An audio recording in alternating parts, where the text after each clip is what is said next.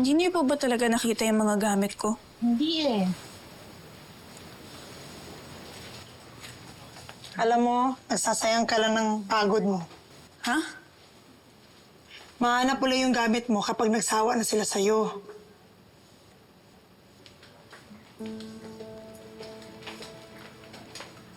Ano ba, Source? Hindi mo pa rin nakikita gamit mo?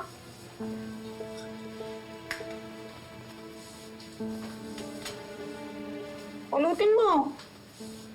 Yan muna sa ako gamitin mo para hindi ka may bazors. Boss, di ba basura din laman yan? Ay, hindi pa nalalagyan ng basura yan. Lupa pa lang. Pag sinuot ko po ba ito, ibabalik niyo na yung gamit ko. Ano? Kailangan ko po yung gamit ko. Alam kong nasa inyo. Pinagbibintangan mo ba ako? Ate Bane, ayoko po ng kaaway. Gusto ko po makasundo kayong lahat. Gusto mo ako makasundo pero pinagbibintangan mo ako. Eh, gaga ka pala. Mali ko sa gamit mo. Tsaka, bagay naman sa'yo yan sa ako eh.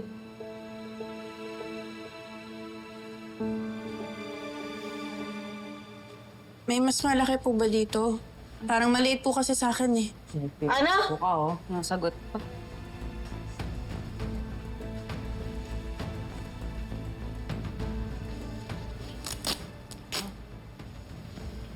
Ano nagawa mo?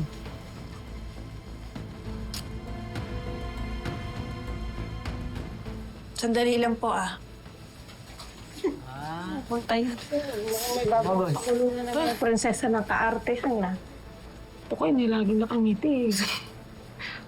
Dress ko naman po pala eh. Wala ka pala sa bagong salta eh. Oh, nakahanap na ng katapatang dragon. Oh, pustahan na! Halimaw versus prinsesa! Oh, pustahan na! Mahimik kayo! Pustahan na! Uy, ayoko sa lahat yung pinapahiya ako. Ha? Ito. Yan. Ha? Pangka, ha?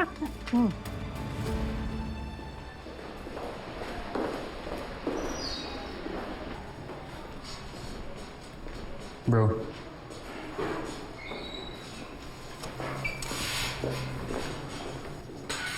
Tinawagan ko si Lolo Julio kanina. Eh, mamaya pa daw siya makakapunta dito eh.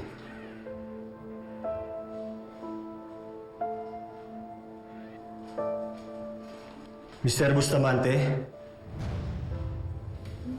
Sir, Pasensya na po sa abala. Naiintindihan namin ang sitwasyon mo ngayon. Pero kailangan namin kunin ang statement mo tungkol sa nangyari sa nanay mo. sir, paano ako mag-statement? Wala nga po ko alam sa nangyari. Hindi ko siya makontak buong araw kahapon. May alam ka ba tungkol sa kanya? May nakaaway ba siya kamakailan? May problema sa trabaho o kahit kanino? Wala siya nakaaway. May nakitang tao sa crime scene. May dugo sa damit at kamay. Tahawak ang kutsilyong pinangsaksak sa nanay mo. Kilala mo ba si Sherlyn Cristobal? Opo. Siya kasi ang suspect sa ngayon, base sa ebidensyang nakakalap namin. Si Tita Charlene na sumaksak sa mama ko.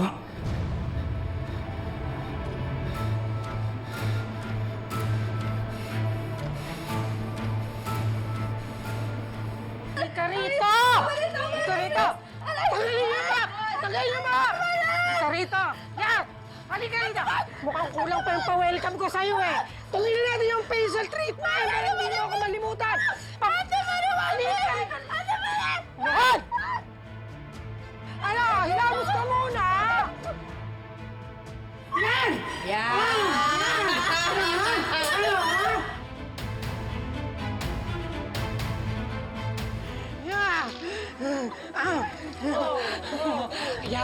Hilamos ka muna! Para bawas tapang mo! Please! Na! Yan!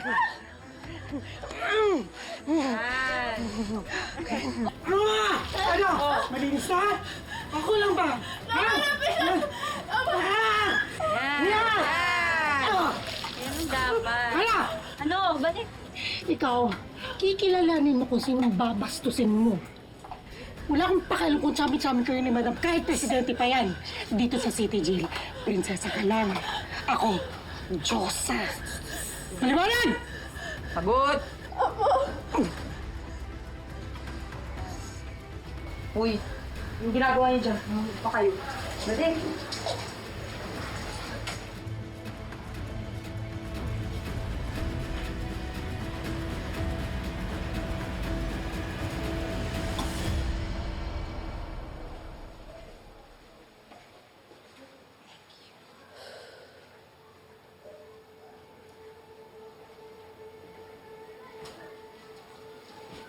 Hey, girl.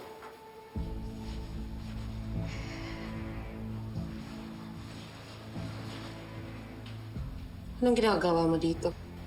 Ano pa ba? Eh, di binibisita ka. Buisita o bisita? Alam mo, grabe siya. Buti nga dinadalaw pa kita eh. Tara, relax ka lang dyan. Mag-usap tayo. Fast talk. Pabilisan ha?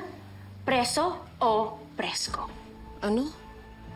Ang bagal mo naman, sasagot ka agad. Guilty o not guilty? Not guilty. Wala akong kinalaman sa nangyari kay Leilani. Hindi ako yung sumaksak sa kanya. Life sentence o death penalty? Ano pang ginagawa mo? Nang-aasar ka ba o nang-iinsulto? Napaka-ungrateful mo talaga. Buti nga dinadamayan kita. Pinapatawa, trying to make light. Ganon. Ikaw, napaka-plastic mo. Alam kong tuwang-tuwa ka na nandito ako. At alam kong pinagdadasal mo na makulong sana ako. Actually, hindi na ako magtataka na may kinalaman ka nito eh. Ako? Ako naman ang magtatanong sa'yo. May kinalaman ka ba sa nangyari sa amin ni Leilani? Yes or no? No, no, no. Ano pakialam ko sa inyong dalawa ni Leilani? Paano ba ako makikinabang nun? Hindi ko alam. Hindi ko pa alam. Pero isa lang ang alam ko. Sinet up ako. At wala namang ibang tao mainit ang dugo sa akin kundi ikaw. Eh, gaga ka pala eh. Pwede kita kasuhan ng slander. Sige! Dahil kakasuhan kita ng murder. Paano? Wala naman akong ginawa. Pero tama ka. Hindi ka bagay dito sa city jail. Dahil dapat sa mental ka. May sira na yata yung ulo mo kung ano-ano inisip mo. Nakakainis. Walang kwentang pag-uusap. Sayang yung pagiging nice ko sa'yo. Oh, by the way, total, may pinagsaluhan naman tayo. Pinagsamahan. Ako na bahala sa asawa mo habang nabubulok ka dito sa kulungan. Okay? Bye!